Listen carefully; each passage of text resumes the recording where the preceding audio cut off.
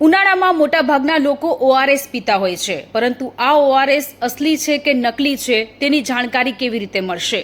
તે હું આ વિડીયોમાં આપને જણાવવા જઈ રહી છું। તમે જ્યારે ઓઆરએસની ખરીદી કરવા માટે જાઓ છો ત્યારે ઓઆરએસ નકલી હશે તો તેના પર FSSAI પ્રમાણપત્ર લખેલું હશે અને તેને ફૂડ પ્રોડક્ટની કેટેગરીમાં ચિહ્નિત કરવામાં આવ્યું હશે।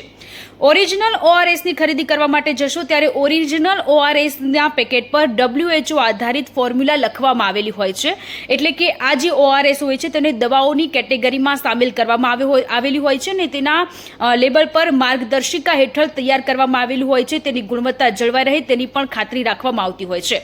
નેક્સ્ટ ટાઈમથી જ્યારે પણ તમે ઓઆરએસની ખરીદી કરવા માટે જાઓ છો ત્યારે તેના લેબલ પર આ ચિહ્ન કે જે ચિહ્નો છે દવાઓની કેટેગરીમાં આવતું હોય છે તે ઓઆરએસ ખરીદવાનું હોય છે અને જે લોકલ માર્કેટમાં જે નોર્મલ પેકેટ પર જે ઓઆરએસ મળતું હોય છે તે ઓઆરએસ ન ખરીદતા, કારણ કે નકલી ઓઆરએસ પીવાથી ઘણી બધી સમસ્યાઓ થતી હોય છે, મગજમાં સોજો આવતો હોય છે। જ્યારે પણ લોકોને ઝાડા ઉલટી લૂઝ મોશનની તકલીફ થતી હોય છે તેવી સ્થિતિમાં ડૉક્ટર્સ ઓઆરએસ પીવા માટેની સલાહ આપતા હોય છે, પરંતુ જ્યારે નકલી ઓઆરએસ પીએ છીએ ત્યારે શરીરમાં હાજર ઇલેક્ટ્રોલાઇટ્સ અને પ્રવાહીનું સંતુલન